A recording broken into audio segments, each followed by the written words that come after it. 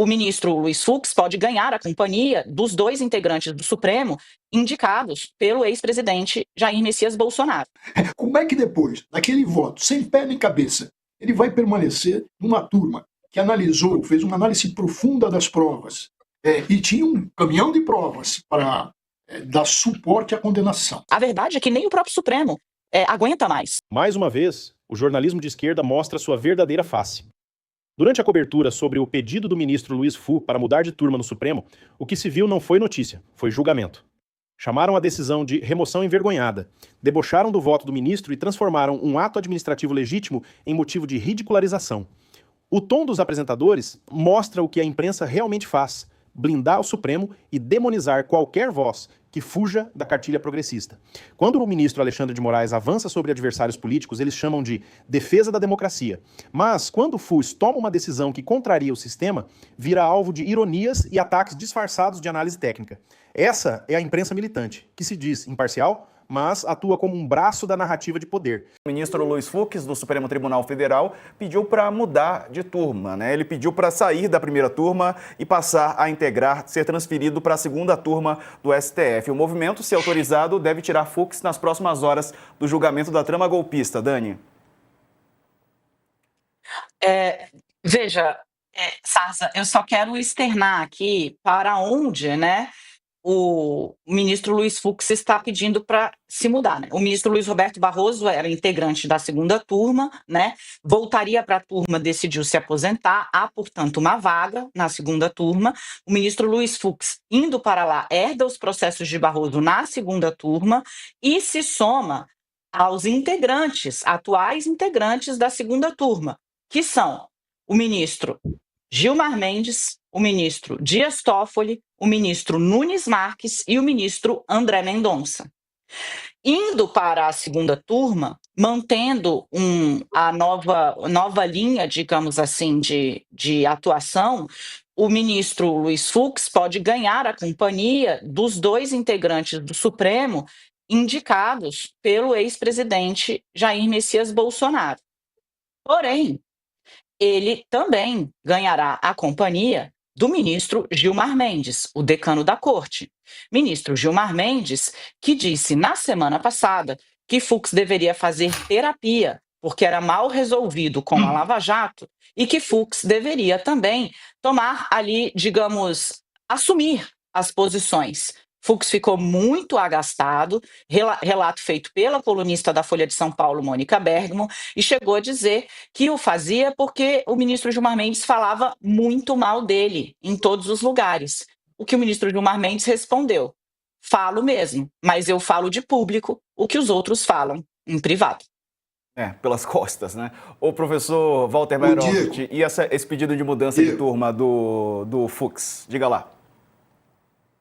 Olha, eu usaria um termo não técnico para definir isso. É uma remoção envergonhada. Isso é o que aconteceu. Como é que depois, daquele voto, sem pé nem cabeça, ele vai permanecer numa turma que analisou, fez uma análise profunda das provas, e tinha um caminhão de provas para dar suporte à condenação? Como é que ele vai permanecer numa turma? Que confiança ele vai ter nessa turma? Então, envergonhado ele sai. A Daniela bem observou, ele vai para uma turma onde ele tem lá a companhia de 2 ministros, daqueles que o Bolsonaro escolheu, dizendo que tomava tubaína, ou queria tomar tubaína com eles para orientá-los. E eles aceitaram as indicações depois dessa história. Bom, então ele vai ter a companhia de 2 outros, mas ele erra num ponto, e ele anda errando muito. Se ele anda plantando nulidades, agora é um problema técnico, se ele anda plantando nulidades, reiterando posturas e posições com relação a nulidades processuais, a gente tem que lembrar que um julgamento pode ser revisto por revisão criminal, que é uma ação. Mas para se ter revisão criminal, a necessidade do quê? Por exemplo, de fato novo. Fato novo não tem. Mas cabe revisão criminal em razão de nulidades processuais.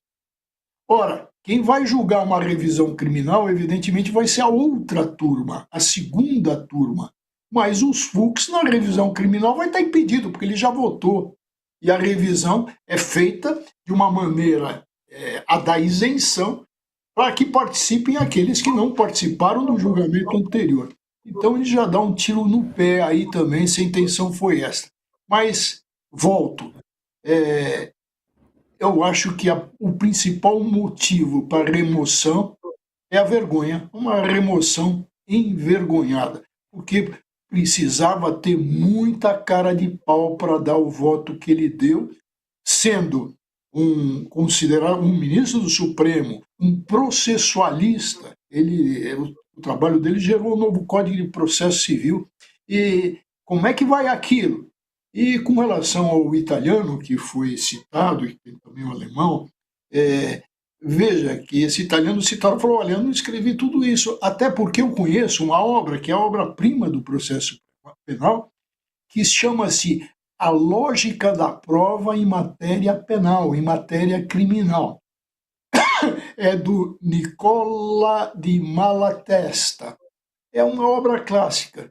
Veja, a lógica da prova. O que o Fux fez foi contrariar a lógica da prova.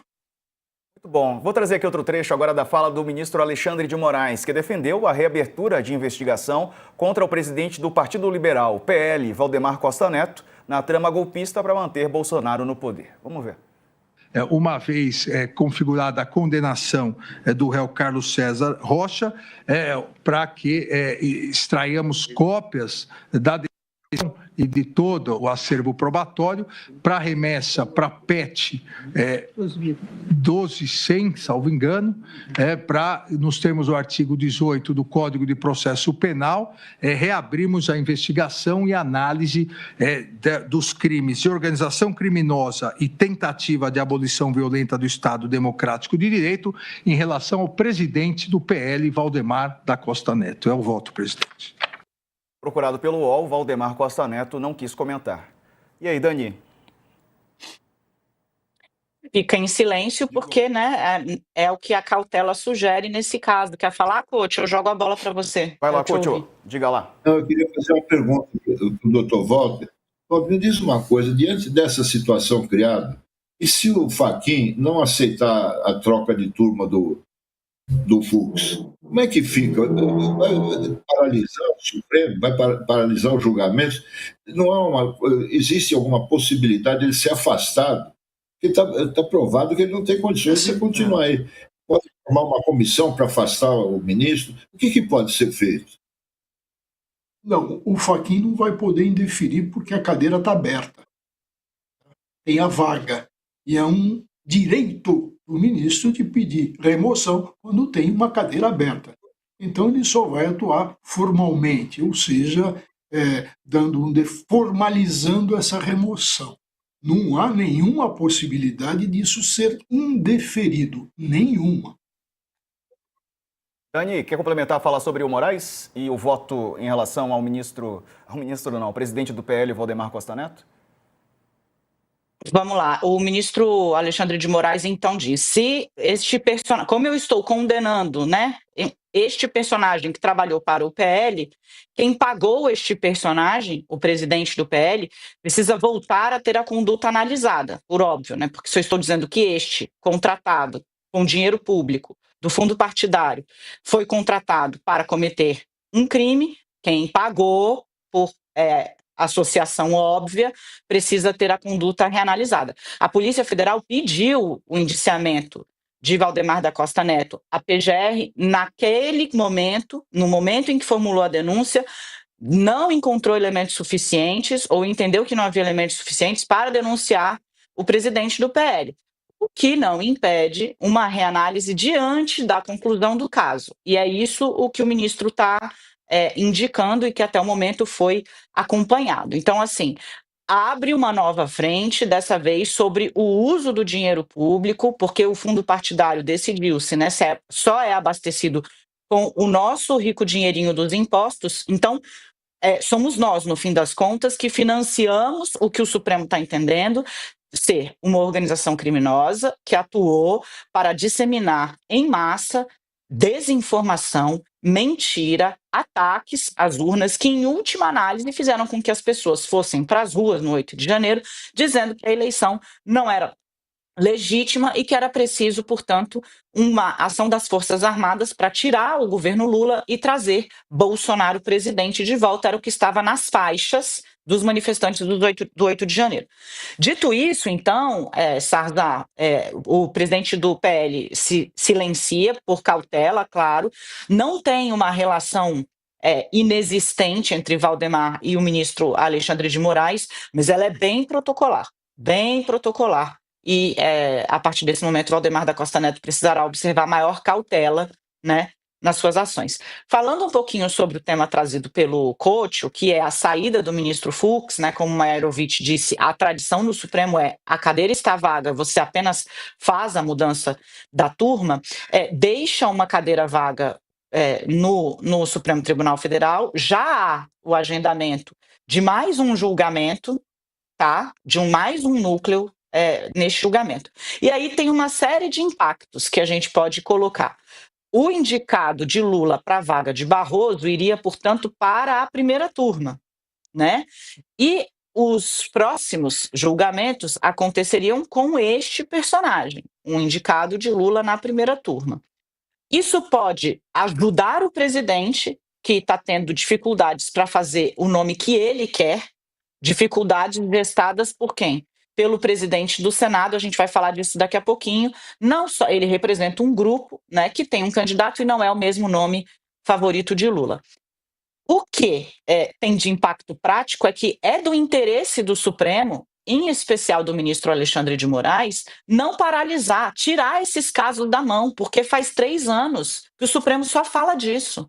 Quer dizer, 3 se a gente pegar a partir do 8 de janeiro. Se a gente lembrar que o inquérito nascido, né, inquérito das fake news, que foi mudando, virou inquérito das milícias digitais e tal, ele começou ainda sob a administração Toffoli no governo Bolsonaro, faz anos. A verdade é que nem o próprio Supremo aguenta mais tratar desse assunto e dessas mesmas pessoas. Eles querem finalizar o processo. E Alexandre de Moraes, o ministro relator, é hoje um integrante do Supremo mais próximo a Davi Alcolumbre. Então, assim, é uma mudança que Fux faz, mas que pode, de certa forma, até ajudar a construir logo, dentro do Senado Federal, uma solução para esse impasse que está instalado em torno da indicação do Lula, de olho o quê? No bom funcionamento, no bom trabalho do judiciário, e não interromper a análise desses casos no meio. Sarza. Aí um trecho da fala da ministra Carmen Lúcia. Caso ela vote pela condenação, haverá maioria pela condenação, não é, Dani? Mas, é claro, teremos que esperar o final do julgamento com o último ministro votar pela condenação ou não, para a gente saber exatamente, né, o desfecho desse julgamento. Uma boa tarde para você. Ela já iniciou indicando, né, para qual caminho que vai adotar. A ministra Carmen Lúcia é uma ministra muito coerente, né, principalmente com sua própria jurisprudência. Ela respeita o colegiado e muitas vezes se dobra, né, a uma maioria na qual ficou vencida, mas registrando que entende minoritariamente vencida de tal forma. A ministra já inicia dizendo que trata-se de um grupo que tentou semear a ditadura no Brasil, né, que ela trata ali como semear uma flor, se é que ditadura é dessa natureza. Então, muito boa tarde para você que está aqui com a gente, boa tarde Sarza, boa tarde Maierovitch, boa tarde Couto, timaço do meu lado. Bom, o Maierovitch já deu aí a aula de direito, eu quero tratar de alguns aspectos da fala do ministro Luiz Fux que são absolutamente curiosos, lembrando, né? Em bom português, para quem entende, o ministro Luiz Fux passou um recibo registrado em cartório, autenticado e em 3 vias. Do quê? Das críticas que recebeu dos colegas por conta do voto que proferiu, do cavalo de pau que proferiu em seu voto, depois de condenar mais de 400 pessoas, né? Como disse o ministro do Supremo, 400 bagrinhos, ou seja, pessoas comuns sem cargo, e anistiar tirar, eximir de qualquer participação aquele que é apontado como líder de uma organização criminosa que tentou abalar a democracia e as instituições, notadamente o judiciário, a qual Fux pertence, né, o ex-presidente Jair Messias Bolsonaro. Então, Fux condenou mais de 400 pessoas e deu um cavalo de pau ao julgar o núcleo central da trama golpista. E aí o ministro vem de novo fazendo, como eu citei aqui o recibo, porque ele abre o voto dele tentando explicar o que aconteceu, dizendo que o magistrado não pode ter compromisso com o erro, que se percebeu o erro com o passar do tempo, que o ideal é que ele corrija. Meu gatinho quis aparecer aqui, perdão. Que o ideal é que o juiz corrija, que ele citou 2 juristas. Professor Mairovitch, o senhor ouviu essa parte? Eu quero o rostinho dele aqui. Ele lembra que citou 2 juristas conhecidos, um italiano, né? E um outro jurista que ele não lembrou o nome, então eu vou deixar aqui. E que a imprensa foi ouvi-los. E que ele ficou espantado, porque os juristas, quando ouvidos pela imprensa, disseram que a tese que o Fux estava defendendo, usando o pensamento deles, o escrito deles, não tinha absolutamente nada a ver com o que eles de fato estavam defendendo em suas teses. E aí o Fux disse, nossa, eu fiquei espantadíssimo que não reconheceram as próprias teses.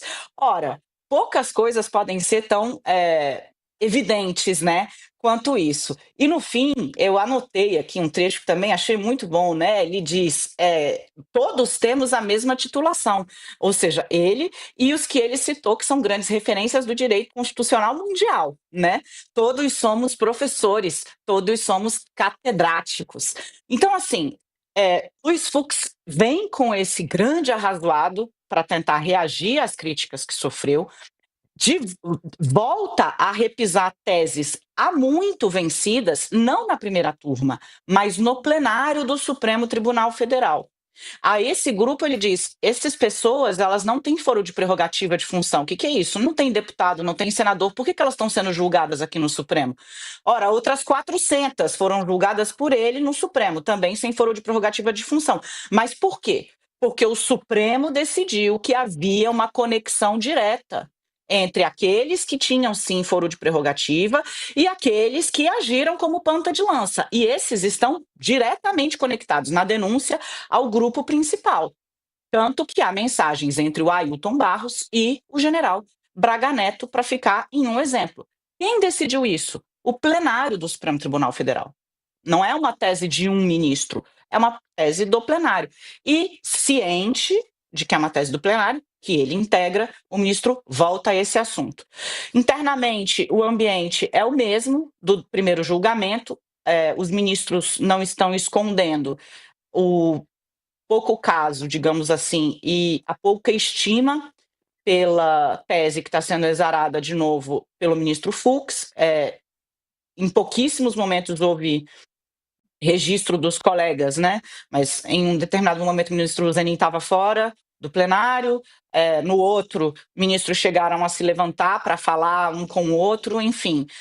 Não tem ninguém fez questão, Diego, de fingir apreço pelo que estava sendo dito ali novamente pelo ministro Luiz Fux, que vai terminar derrotado de novo em 4-1. Você, Couto, boa tarde. Boa tarde, Diego. Boa tarde, Dani, professor Mairovitch. Não, inacreditável. Eu não consigo mais entender nada do que esse Fux fala. Ele é o popular voto vencido, né? Só ele está certo, está todo mundo errado. Ele faz uma pose fantástica para falar e tal, e não diz coisa com coisa. Esse negócio de querer comparar Brasil com Venezuela, faça-me o favor. Sabe? Não dá para entender. Além de agora ter retirado o voto que ele tinha dado para corrigir os erros de gramática, deve ter muito erro lá, porque já não foi hoje, já faz mais tempo que ele tirou esse voto para consertar. Mostra que ele está completamente perdido. Ele não sabe mais o que fazer. Ele está isolado. Esse negócio que você falou na abertura do jornal, Diego, que ele pediu para sair da turma, mudar de turma, é o fim da picada. É a mesma coisa que o cara que pega a bola, sai do jogo e leva embora a bola.